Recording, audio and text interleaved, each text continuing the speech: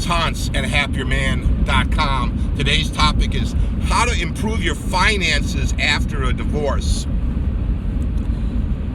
Well, when I was married, my finances were terrible anyway. My wife, she didn't work. She refused to work, which is one of the difficult things that was a point of contention, right? I wanted her to work. She refused. She loved to spend money that we didn't have. I mean, sometimes it was like a race to the checking account on payday, right? I'm trying to pay the bills on time. She's trying to spend the money on foolishness. But so, I mean, that wasn't the main reason I left her, but it didn't help. It didn't help. But when I left, I had, let's say, some credit card. I had some credit cards in my name only, and then I kind of used those to kind of live on, and I lived on the cheap for a very, very long time. And I had help from my mom and dad. You know, they were kind of funneling me some extra money here and there to kind of help me, and everything I did was on the cheap for years. And if you're divorced, if you leave your wife, you're probably going to find that you're gonna be poor. I never considered myself poor. I was broke. Poor is permanent, broke is temporary. So you want to think of yourself, well, I'm broke, but I'm working on it. And if I keep working on this problem, it's going to improve. And that's what I found, is that it improves over time. You just got to keep going to work. You got to keep paying your bills. Try to pay them on time. That's big. Even if you got to make some arrangement to pay even less than the minimums, that's better than not making the payment, right? You want to keep paying things on time. Make arrangements. You're not gonna be able to get everything done very fast with this. It's going to take an enormous amount of time. When you leave your wife, the court will order you to pay an enormous amount of money to her for years, for many, many, many years, and it's going to take you time to overcome that, a long time. So you got to look at it. It's going to take time. I'm willing to be happier, and I'll put in the time it takes. And this will probably mean you're going to have to scale back all your normal desires you had for your life. So I went from living in a 2,500 square ranch house out in the suburbs on a half acre in one of the best suburbs of the big city we lived around, to, you know, a 2-bedroom dump of an apartment.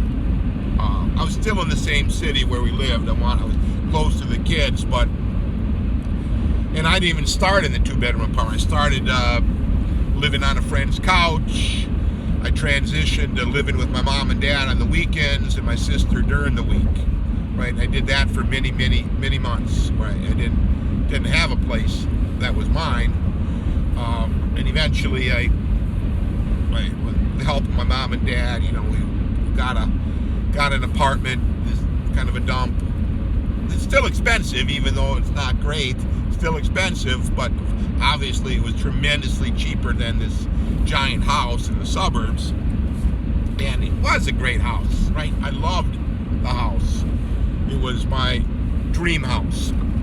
But I gave that up because I could not stand to be with my wife anymore. And, you know, I left her, as I lay out, and leave your wife and become a happier man with a 3-step system available on the allhappierman.com website. But I just couldn't,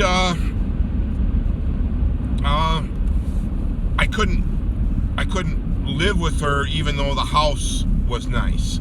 You know, the house became more like a prison with how things were. So I was willing to scale back all of that, right? I didn't need that house.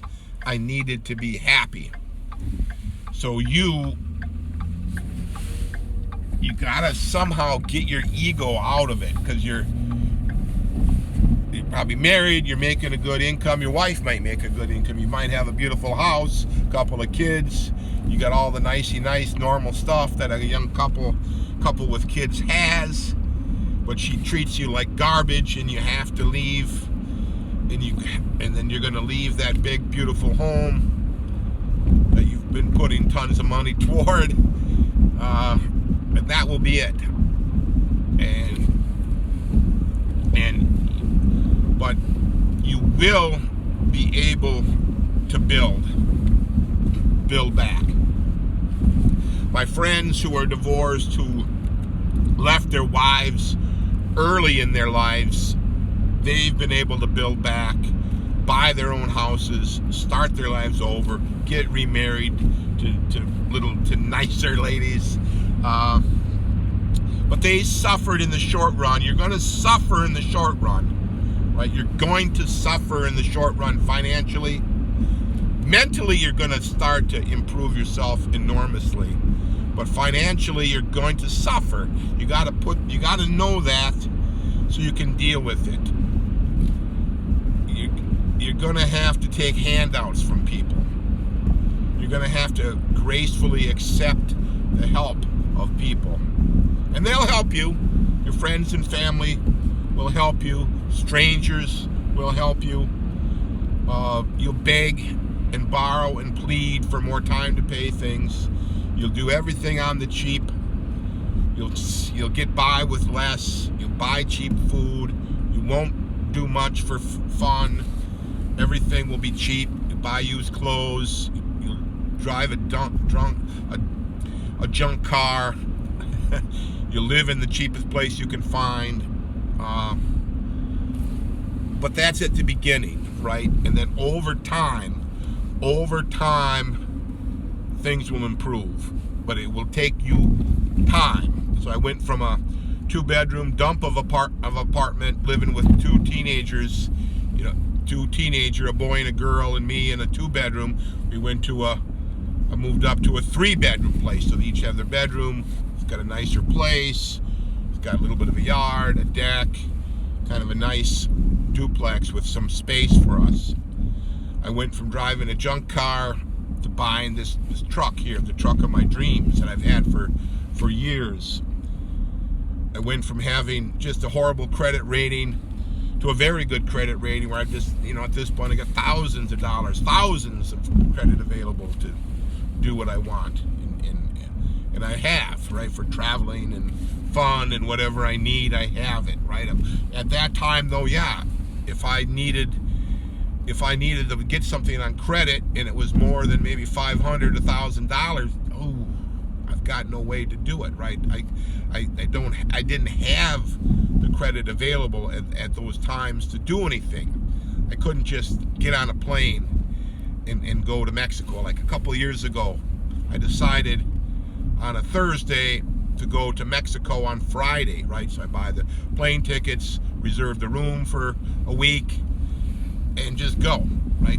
Because I had the credit available and I had cash in my pocket and everything had improved, but it took a long time to make those improvements. And the way I did it, the way you need to do it, is I just kept working, kept my head down and go to work, and I changed jobs a few times to make improvements, and I kept making adjustments to my finances, and I kept, shuffling money, around, trying to, get better deals on credit, and, go from high interest to medium interest, and then go from medium interest rates to a little bit less, and then finally, take advantage of some 0% interest here and there, and just keep shuffling the money and making an improvement to my finances over time.